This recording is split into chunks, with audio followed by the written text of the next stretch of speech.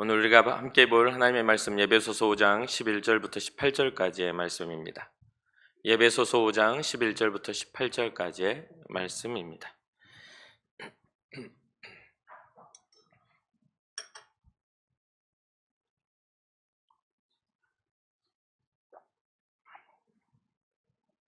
에베소서 5장 11절부터 18절까지 한 절 한 절 교독하고 마지막 절은 함께 읽겠습니다. 너희는 열매 없는 어두움의 일에 참여하지 말고 도리어 책망하라. 그러나 책망을 받는 모든 것은 빛으로 말미암아 드러나나니 드러나는 것마다 빛이니라.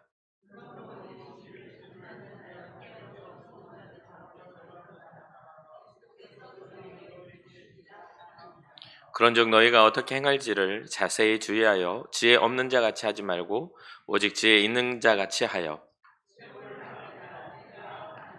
그러므로 어리석은 자가 되지 말고 오직 주의 뜻이 무엇인가 이해하라. 술 취하지 말라. 이는 방탕한 것이니 오직 성령으로 충만함을 받으라. 아멘. 아멘. 오늘 본문은 성령의 충만함에 대한 이야기를 좀 하려고 합니다. 우리가 성령의 충만함이라 하는 것은 뭔가 뜨겁고 뭔가 우리의 생각과 상관없는 어떤 뚜렷한 감정적이나 감각적인 것이나 이해 범위의 어떤 그런 것들의 어떤 확장들 이렇게도 생각하지만, 오늘 본문에 보면 이 성령의 충만함에는 어떤 현상이 일어나냐면 생활 방식의 변화가 일어나는 것을 보게 됩니다. 구체적인 삶의 형태의 변화가 일어납니다. 그래서 오늘 에베소서 5장에 보면 계속 대조적인 이야기들을 좀 하는데, 오늘 열매 없는 어둠의 일에 대한 이야기를 했지만 그 앞에 7절부터 9절까지는 빛의 열매에 대한 이야기를 하면서 빛의 열매와 어둠의 일에 대한 대조를 이루고 있죠. 그러면서 먼저는 빛의 자녀로서의 이야기를 이 에베소서가 하면서 빛의 자녀가 갖는 빛의 열매는 모든 착함과 의로움과 진실함에 있다라고 이야기를 하죠. 착한 것과 의로움과 진실함이 없는 것에는 반대적인 어둠의 일들이 나타나겠죠.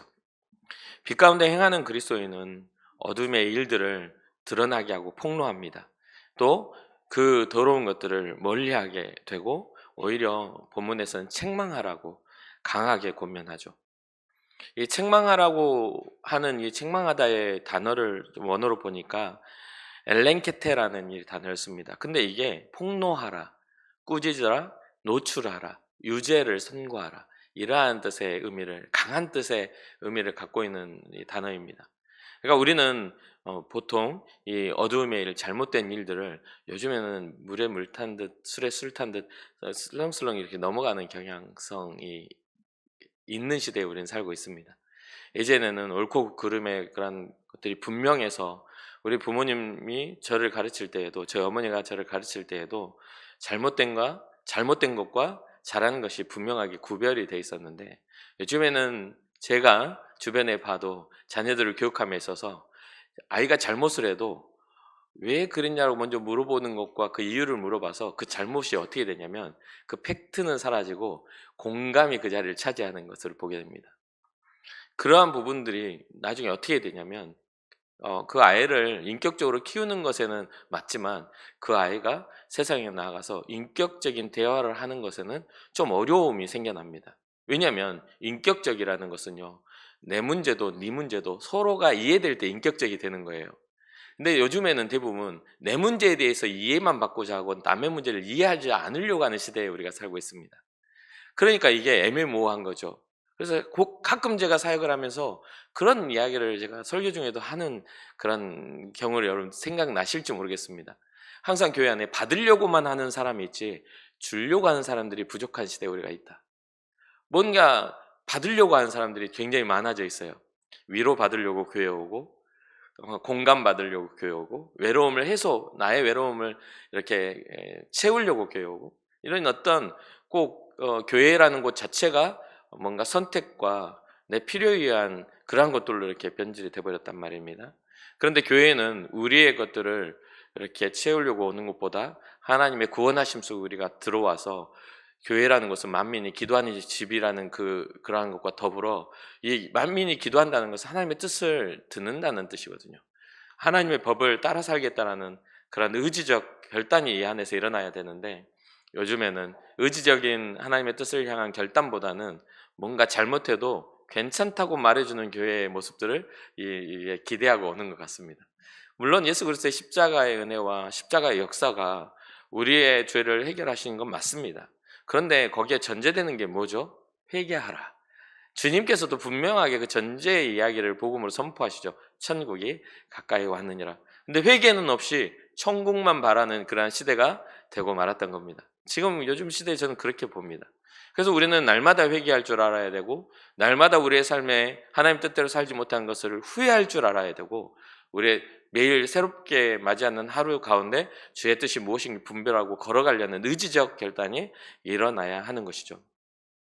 그러니까 이 책망하라는 이 단어 안에 폭로하라, 꾸짖으라, 노출하라, 유죄를 선교하라 강력하게 이야기하지만, 사실 이 부분들에 있어서 어둠의 일에 대한 총체적인, 누군가 한 사람의 인격을 모독하기 위해서 그러는 게 아니라, 한 사람의 삶을 이렇게 지적하고 그 사람을 잘못됐다고 말하려고 하는 것이 아니라, 총체적인 시대의 흐름 가운데 어둠의 일에 참여하는 그 은밀한 일에 대해서 밝혀내고 그 길을 가지 않도록 그 기준을 세우는 것이 교회와 기독교인들의 역할이 아닌가 생각을 합니다. 그래서 어둠의 일은 뭐라고 이야기하면 7절에 하나님의 진노의 대상이라고 말을 하고 있습니다. 하나님의 진노, 그러한 부분들에 있어서 6절이죠. 누구든지 헛된 말로 너희를 속이지 못하게 하라. 이런 말면 하나님의 진노가 불순종의 아들들에게 임하나니, 6절에 이렇게 이야기하죠. 하나님의 진노가 불순종의 아들들, 어둠의 일에 참여한 자들에게 일어난다. 하나님의 진노는 뭡니까? 심판의 일들이죠. 죄의 드러남과 함께 심판은요, 죄가 유죄가 되려면 증거가 드러나야 되는 거잖아요. 그러니까 빛이 딱 비춰져서 우리의 속 안에 있는 더러운 것들이 낱낱이 드러나게 되면 그때는 뭐가 일어나요? 그 더러운 것에 대한 심판이 일어나게 되는 것이 바로 어둠의 일이라는 겁니다. 그러면서 오늘 본문에 보니까 그들이 은밀히 행하는 것들은 말하기도 부끄러운 것들이라 라고 이야기해요. 빛이 당당하고 떳떳하고 아름다운 일들은 드러날수록 더 빛이 나고 가치가 생겨납니다. 그런데 그렇지 못한 것들은 감추어질수록 더 위력을 나타내죠. 떳떳하게 이런 것들이, 사회적인 부분들이 이게 당당하지 못하는 일들이 드러나 있으면요, 그거는 무법지대입니다. 그렇지 않아요? 예를 들면 그런 거죠. 뭐 우리가 가끔 뉴스를 보면 막 사람들이 몰려 들어가서 마트의 물건을 그냥 돈 지불하지 않고 몰려 들어가서 다 그걸 다 가지고 나와 버려요. 그것은 우리가 봤을 때, 야, 땡 잡았다 이렇게 생각하는 사람은 약간 정신적 문제가 있는 사람입니다. 그렇죠? 아니면 잘못된 관념을 가진 사람이죠. 야, 저렇게 훔쳐가는데도 아무도 뭐라고 안 해? 나도 가서 훔치고 싶다 이렇게 생각하면 잘못된 겁니다. 어떠한 것이든지 대가를 지불하고 그 대가에 합당한 것들을 가졌을 때 우리는 그걸 가치 있다고 말합니다. 그런 일들은 도둑질이라고 이야기를 하죠. 공동체가 공동체의 성향을 가지고 한다고 해서 다 선한 일은 아닙니다. 그렇잖아요. 다수의 의견들이 다수의 어떤 충동에 이렇게 한다고 해서 선한 일이 아니에요. 그 일이 올바른 것이냐, 올바르지 못한 것이냐에 대한 부분들이죠. 근데 대부분의 악한 일들은 은밀하게 그 작업들이 되더라는 겁니다. 물론 선한 일을 하면서도 오른손이 하는 일을 왼손이 모르게 하는 그런 선한 마음의 그런 일들을 하는 분들도 있습니다. 이것은 선행이고 하나님이 기쁘시게 할 만한 그러한 주님의 말씀 따라 살아가는 것이죠. 그런데 여기서 말하는 이 은밀히 행하는 것은 말하기도 부끄러운 일이라 이 말입니다. 우리가 하는 선행, 내 오른손이 하는 것이 왼손을 모르게 할 만한 그 선행들은 말하기에도 스스로는 별것도 아닌데 부끄러워하겠지만 사람들이 봤을 때는 박수 쳐줄 일이죠. 근데 이 오른손이 왼손이 모르게 도둑질을 하면 이거는 박수 쳐줄 일이 아닙니다. 잘못됐다고 말을 해야 돼요. 그 도둑질의 대상이 만약에 내가 된다면요, 내 물건을 누가 훔쳐간다면 그 좀 더 많이 들고 가세요 할 사람이 별로 없죠. 물론 그 사람의 삶을 이해하고 그 사람의 배고픔과 이런 것들을 선행의 마음을 가지고 베풀어 줄 수는 있을지언정 그 도둑질의 행위가 정당화될 수는 없는 거죠. 그러면서 있는 어둠의 일에는 하나님의 심판이 분명하게 있음을 오늘 본문은 경고합니다. 더불어 빛의 열매가 모든 착함과 의로움과 진실함이 있으니 빛의 자녀인 우리의 삶이 빛이 되어 어둠을 밝히고 또 죄를 드러내며 진리를 나타내야 한다라고 오늘 본문은 이야기하고 있죠. 여기에 성령의 충만한 자의 삶의 모습이 있습니다. 여기에 주님을 안 자, 하나님의 자녀로서의 빛으로 부름받은 자들의 양심이 있는 것이죠. 신앙적 양심이 있는 것이죠. 이 본문은 단순히 악을 비난하기 위한 것으로 보여지진 않습니다. 여기에서는 악을 비난하기보다는 하나님의 자녀들이 선한 행실을 통해 하나님의 뜻을 나타내며 그분의 뜻과 함께 생명의 빛을 세상에 비춰라라고 하는 사명적 의도가 있다라고 저는 여겨집니다. 주님이 이 땅에 오심은 죄를 밝혀내려고 오신 게 아니라 죄를 사시려고 오신 것처럼 말이죠. 낱낱이 너는 무슨 죄, 너는 무슨 죄 이렇게 이야기하지 않았어요. 주님은 온 인류가 지고 있는 그 근본적인 죄의 해결을 위해서 이 땅에 오셔서 그 근본적인 죄의 해결을 통하여 우리에게 가치를 가르쳐 준 거죠. 은밀한 행위와 말하기도 부끄러운 것으로 인해 책망을 받는 모든 것이 이 빛으로 말미암아 드러나고 새롭게 되는 은혜를 위한 일로 우리는 받아들여야 될 것입니다. 성령이 우리에게 오시면 우리의 죄를 깨닫게 하십니다. 아, 그렇군요, 하나님. 나의 죄가 이랬군요. 저도 그렇게 성령의 충만함을 받았습니다. 이제껏 살아왔던 그런 잘못된 생각과 잘못된 삶의 방식에서 그 깨달음이 온 거죠. 그리고 그것을 이 생각과 함께 삶의 방식을 고쳐 나아가는 과정 속에 성령의 충만함의 증거가 드러나는 그런 모습이 되는죠. 이것은 영적인 깨달음을 줄 뿐만 아니라 참 생명과 삶의 의미를 깨닫게 하는 것이 바로 성령의 충만함입니다. 어떤 감각적이고 감정적인 변화에 머물러 있는 게 아니에요. 근데 가끔 보면 교회 안에 오랫동안 생활해 보면 성령의 충만함을 받는데 기쁨과 즐거움으로 욕하는 사람들을 많이 봤습니다. 기도할 때는 정말 은혜롭게 찬양하는데 교회 밖을 딱 나갈 때는 조금만 감정에 상함이 있어도 상대를 저주하고 싸우고 격한 감정의 소유자들이 있는 것이죠. 내 생각과 내가 생각하기에는 이 말이 굉장히 강한 분들 말이죠. 그러면서 이 14절에 이렇게 이야기합니다. 그러므로 이르시기를 잠자는 자여 깨어서 죽은 자들 가운데서 일어나라. 그리스도께서 너에게 비추이시리라 하셨느니라. 주님의 빛, 예수 그리스도의 생명의 빛이 우리에게 비춰질 때 우리는 우리의 영적인 잠에서 깨어날 수가 있는 것이죠. 어둠의 일은 우리에게 영적인 잠든 상태를 의미합니다. 어둠의 일은 영적인 잠든 상태를 또 다른 말로 하면 영적인 죽음의 상태를 의미하기도 합니다. 마지막 때 주님이 오시는 그때 잠자는 자들이 먼저 깨어난다라고 말하면서 육체적인 죽음뿐만 아니라 주님 앞에서 다시 부활의 일들에 대한 이야기를 할 때 우리는 이 영적인 어둠의 일은 영적인 죽음의 상태, 영적으로 잠든 상태를 의미하죠. 그대로 계속 잠들어 있으면 심판과 멸망이 남아있기 때문에 그렇죠. 그래서 이 영적인 상태를 하나님이 주신 삶을 어떻게 살아야 하는지, 이 땅에 우리가 존재할 이유가 무엇인지를 알지 못해서 영적인 무의미 또 혹은 영적인 잠에 빠져든 상태를 이야기할 텐데, 이는 영적인 무감각함을 가져오게 되고 영적인 나태함 또한 품게 되죠. 그렇게 되면 어떤 현상이 일어나냐면 육신의 일에 대해서는 욕망을 가지나 영적인 일에 대해서는 무지해진 상태, 그 상태가 돼서 우리의 인생의 의미가, 이 땅에 존재하는 우리 인간의 의미가 단순한 육체와 철학에 이렇게 머물러 버리는 그런 현상이 일어나게 되죠. 사랑하는 성도 여러분, 하나님이 우리를 만드심에는, 우리의 창조에는 우리의 영혼이 있음을 기억하시기 바랍니다. 그리고 성경은 끊임없이 수천 년 동안 기록한 이 성경 가운데 우리의 영혼의 가치를 다시 회복하시려고 하나님은 많은 구원을 위한 선지자와 예언자와 또한 많은 주님의 사람들을 보내셔서 주님의 뜻을 말씀하셨죠. 그게 바로 우리가 지금 가지고 있는 66권의 성경에 나타난 그러한 어떤 하나님의 뜻이기도 합니다.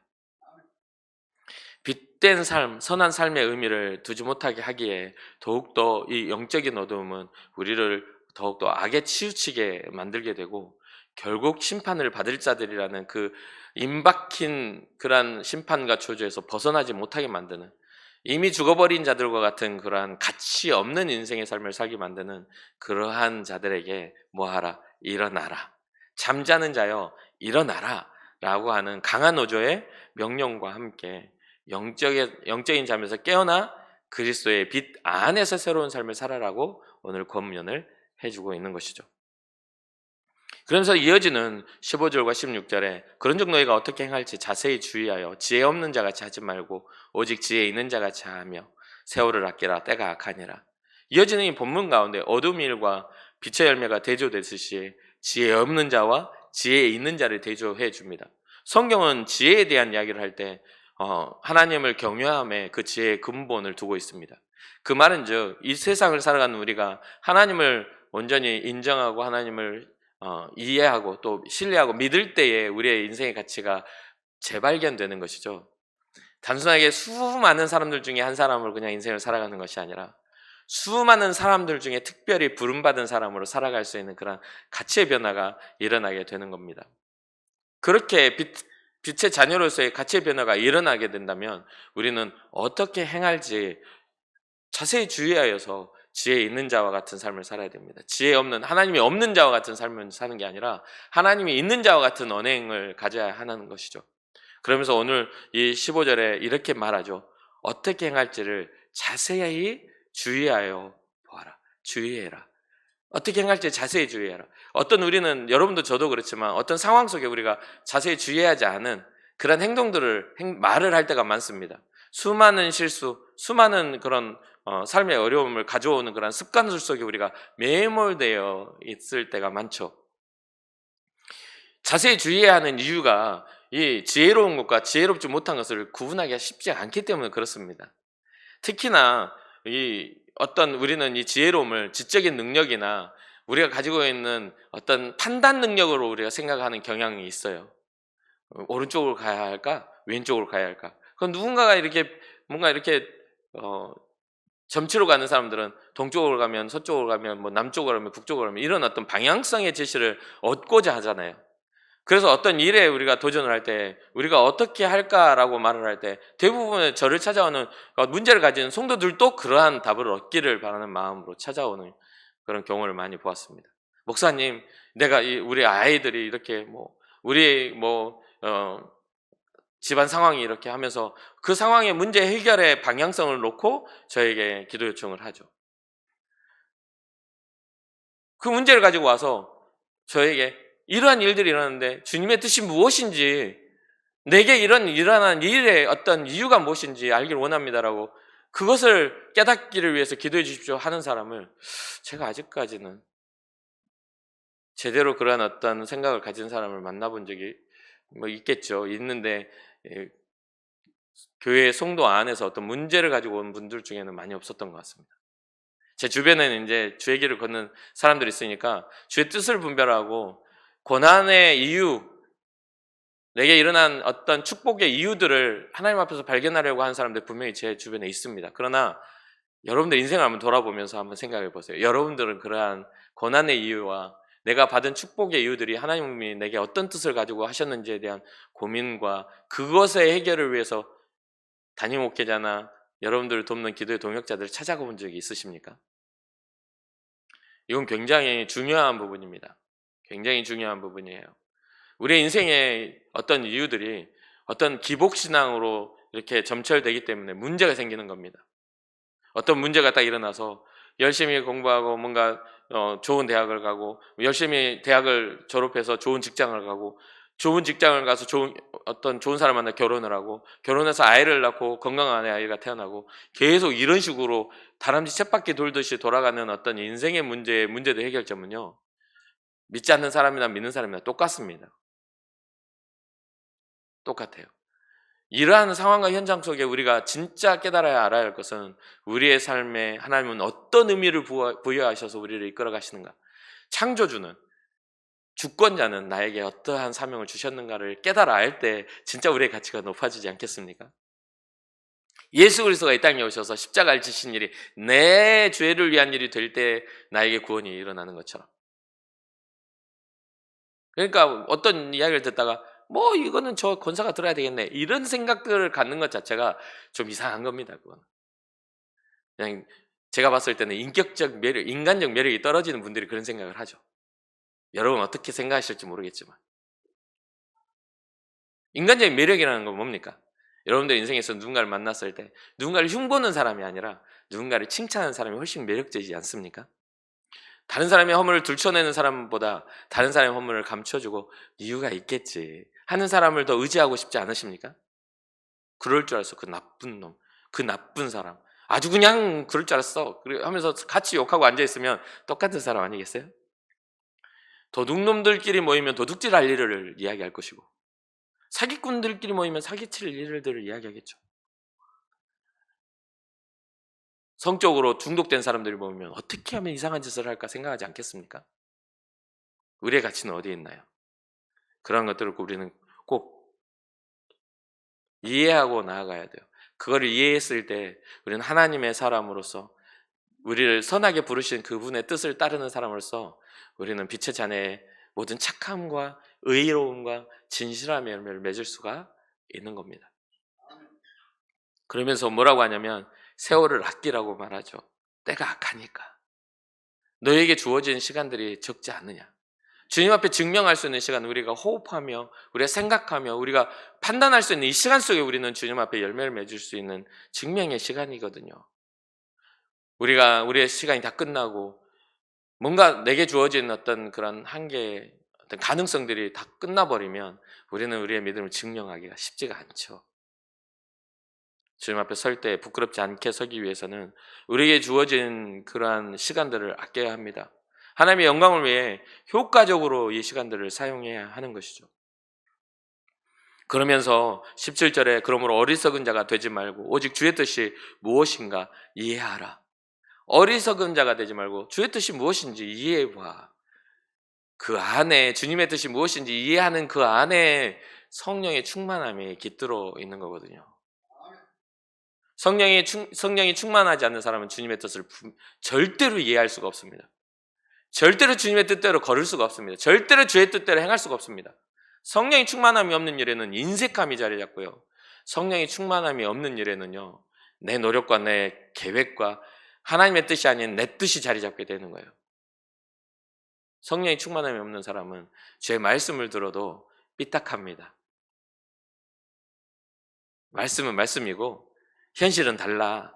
이렇게 말하는 사람들 정말 많이 봤어요.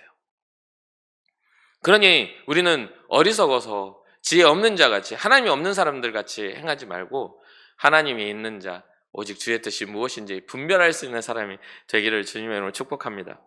그렇게 되려면 어떻게 해야 됩니까?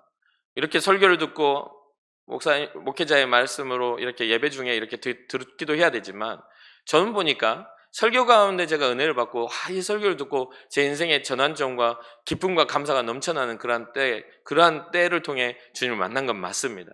그런데 진짜 제 삶이 바뀐 것은요, 은혜를 가지고 내 의지로 하나님의 말씀을 읽고 그 말씀을 묵상하고 그 말씀이 무엇인지를 연구하며 상고했을 때 그 말씀이 제 마음에 확 와닿아서 살았고 운동력 있는 하나님의 역사가 되었던 것을 저는 믿습니다. 저는 그러한 것들은 삶을 깨달아 알았습니다.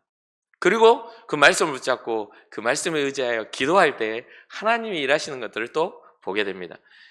어떤 대부분의 사람들은 될 것 같아 라는 내 감정으로 기도를 하더라고요.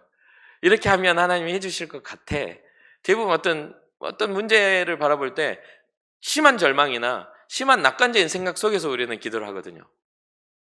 그런데 사실은 가끔 생각할 땐 그래요. 제가 목사지만 왜 이렇게 열심히 기도했는데도 하나님이 응답하시지 않지? 왜 이렇게 간절했는데도 하나님이 침묵하시지? 라는 생각을 할 때가 많습니다. 하나님의 침묵, 하나님의 방임에는 하나님의 뜻이 있다고 저는 생각을 해요. 이스라엘 백성의 40년 광야가 주님의 기적이 일어나지 않아서 그들이 힘들었을까요? 만나가 없어서 배고팠을까요? 아니면 주님의 공급하신 물이 없어서 그들이 원망했을까요? 하나님의 기적이 일어남에도 불구하고 그들의 걸음은 피곤하고 괴로웠던 광야의 인생길이었던 겁니다. 불기둥과 구름기둥이 있어도 불기둥과 구름기둥이 있어야만 살 수 있는 환경이었기 때문에 힘들었던 것이죠. 제가 어느 날 부산에 있을 때 목사님들과 함께 교육자 회의를 통해서 필리핀을 갈 기회가 있었습니다. 근데 필리핀에 딱 갔는데 그 필리핀 가이드가 그런 말을 해요. 여러분들 가방은 앞으로 메시고 그리고 마트나 이런 데 들어갈 때 혼자 가지 마세요. 그 마트 앞에 이렇게 총을 든 가드들이 그 앞에 서 있는데 그 사람들이 서 있다고 해서 안전하다고 착각하지 마세요 라고 이야기를 하는 겁니다. 왜 그러냐고 했더니 총을 들고 서 있다는 건 그만큼 위험하기 때문에 총을 들고 경계를 하는 거라고. 우리는 생각하기를 총 든 가드가 있으니까 거기에 경비원이 있으니까 그것은 안전하겠지라고 생각하지만 오히려 안전한 곳은 지키는 사람이 없어요. 지키는 사람이 있다는 것은 그만큼 불안전하고 위험하다는 뜻이라는 뜻이죠. 하다못해 평범한 길을 차가 진입해서 들어가는데 이 가이드가 그 운전수한테 막 뭐라고 하는 거예요. 왜 이 길로 들어왔냐고 하면서 소리를 치는 거예요. 우리가 보기에는 아무것도 아닌 평범한 그냥 좁은 골목길일 뿐이에요. 그런데 막 그래서 막 그 운전하는 사람과 막 진짜 실랑이를 붙어가지고 막 그러는, 나중에 이야기를 들어보니 그 길이 현지인들도 지나다니지 않는 마약 소굴과 같은 그런 위험한 길이라고 이야기하는 거예요. 우리 눈에 보기에는 그냥 평범한 그 길인데 그 안에 잠재되어 있는 그런 위험들이 있다는 거죠. 거기는 뭐가 있습니까? 본질적인 의미가 다른 길이라는 겁니다. 이게 바로 어두움의 길이고 하나님이 원하시지 않는 그런 어떤 무너진 그런 것들이에요. 보기에는 안전해 보이나 보기에는 괜찮아 보이나 그 끝은 멸망으로 치닫게 되는, 성경이 말하면 우리는 욕심은 눈앞에 보이지 않지만 욕심이 잉태한 즉 죄가 나아지는 거고요. 죄가 장성해지면 사망이 나아진다고 이야기합니다. 그런데 여러분들 보실 때 여러분들 상대방의 욕심이 보입니까? 그것을 우리가 확인하고 그걸 알기 때문에 우리가 그걸 대비할 수 있습니까? 10길 물속은 알아도 한 길 사람 속을 모른다는 속담이 있듯이 우리의 욕망이나 죄의 가능성들은 보여지는 게 아니에요. 언제 보여지냐면 그것을 내가 인정할 때 보여지는 겁니다. 그게 바로 회개예요. 주님이 우리에게 오셔서 우리의 삶의 의미와 가치가 분별되고 드러날 때 우리의 가치를 깨닫게 되는 것처럼 우리의 것들이 그렇게 되는 겁니다. 그러면서 마지막, 오늘 본문의 마지막, 술 취하지 말라 이는 방탕한 것이니 오직 성령의 충만함을 받으라 라고 합니다. 이 본문의 전반적인 흐름으로 볼 때 단순한 제안으로 보여지진 않죠. 술 먹지 마 이라고 하는 단순하게 그냥 먹어도 되고 안 먹어도 되는 그런 상황 속의 그런 제안이 아니라 굉장히 강한 명령 같은 모습으로, 이 흐름으로 봤을 때 하나님의 진노와 연결되어지는 술 취함과 방탕이 연결되는 거지 않습니까? 그런데 여기에서 보면 디모데전서 3장 8절을 보면 이와 같이 집사들도 정중하고 일구이연하지 아니하고 한 입으로 두말하지 아니하고 술에 임박히지 아니하고 더러운 이득을 탐내지 아니하는 자, 교회 안에 집사의 직분을 얻으려면 이렇게 돼야 된다고 이야기합니다. 정중히 해야 돼요. 한 입으로 두말하지 않아야 돼요. 이 말은 여기에서는 이 말했고 저기에서는 다른 말하는 그런 어떤 간사한 모습을 보이지 말아야 돼요. 술에 임박힌다는 것은 술을 마시는 행위가 아니라 술이 아니면 안 되는 중독된 상태를 의미합니다. 그러니 단순한 금주에 대한 이야기보다 술 취함과 방탕함을 동일 선상에 놓으면서 이 방탕함이라는 의미 가운데 이 원어적인 걸 보니까 이 방탕함은 교정할 수 없는 방탕한 생활에 대한, 교정이 안 되는 생활, 술에 임박했다라는 것은, 술 취했다라는 것은 술 중독에 빠져서 이게 교정이 안 되는 상태에 빠지지 말아라. 그것은 너의 의지를 빼앗아갈 것이고 너의 선한 삶의 그런 걸음걸이와 목적들을 빼앗아갈 일들이니 거기에 중독돼서는 안 돼 라고 이야기합니다. 여기에는 어떤 문화적인 것도 인류의 역사적인 것도 있어요. 뭐냐면 이 술을 취한다라는 것과 술을 마시는 것의 차이는 있습니다. 우리가 알다시피 이스라엘의 팔레스타인 지역에 또 그 지역 가운데 물은 석회질 물이어서 그 물보다는 이런 포도주를, 와인을 만들어서 음료를 대신하여 그런 어떤 물로 섭취하는 일들이 분명히 있었습니다. 가나의 혼인잔치나 여러 가지의 어떤 상황 속에 예수님도 물이 변화해 포도주가 되는 그런 일들을 이렇게 보여주셨던 것처럼요. 그리고 주님이 우리에게 떼어주신 떡과 잔도 이 빵과 포도주를 우리에게 주셨죠. 그러니까 술의 의미에 그런 어떤 술을 마시고 안 마시고의 의미가 아니라 술에 임박혀서 주님을 더 이상 의지하지 않는 어떤 고통을 갖게 되면 술을 의지하여 그 고통을 잊어버리려고 하는 그러한 어떤 중독된 상태를 의미하겠죠. 그러면 술에 취해버리면 뭐가 취할 수가 없어요? 성령에 취할 수가 없는 겁니다. 이때 당시에 성령의 충만함을 보고 사람들은 새술에 취했다라고 말할 만큼 이 술 취함의 그러한 모습들이 뭔가 이렇게 정돈되지 않은 모습과 같은 비슷한 모습을 보였던 것이죠. 여기서도 마찬가지입니다. 어둠과 빛을 대조하고 지혜 없는 자와 지혜 있는 자를 대조합니다. 이러한 것들, 그리고 도덕적인 삶과 도덕적이지 않은 삶이 대조되고 있는 것이죠. 이러한 방탕한 것들과 이 방탕한 것과 성령의 충만함, 술 취함의 방탕과 성령의 충만함이 대조돼서 이야기해지고 있지 않습니까? 그러한 상황 속에서 그것이 서로 모호한 경계선을 가지고 이게 헷갈리기 때문에 그렇습니다. 이것을 분별할 수 있는 그 기준점은 뭐냐? 성령의 충만한 하나님의 뜻을 깨닫는 하나님의 영의 역사가 아니면 이게 분별되기가 쉽지 않다는 거예요. 그래서 많은 설교를 들어도 이해하고 끄덕끄덕하고 집에 돌아가 적용되지 않는 것들이 그런 의미입니다. 성령이 일하시면 알고 깨달아지는 것들을 통해 용기를 가지고 걸어갈 수 있는 힘도 주님이 주시더라는 거예요. 단순하게 이해를 돕기 위해서 하나님의 말씀은 선포되는 게 아닙니다. 하나님의 말씀은 우리의 이해뿐만 아니라 우리의 삶의 방향성을 변화시키기 위한 하나님의 능력임을 잊지 말아야 돼요. 그래서 성령의 충만함을 우리는 아까 말씀드렸듯이 감각적인 것이나 우리의 이지적인 그런 충족의 것이 아니라 삶의 방향과 우리의 삶의 가치의 변화를 일으키는 놀라운 은혜이기 때문에 사랑하는 성도 여러분, 성령이 충만해져서 나오는 여러분들의 삶의 모든 열매와 여러분들의 삶의 걸음이 빛의 자녀로서 하나님의 자녀로서의 삶의 열매를 맺어지시기를 주님의 이름으로 축복합니다. 이어서 이제 더 할까 말까 고민했던 말씀 잠깐 읽어드리고 또 말씀을 마무리하려고 합니다.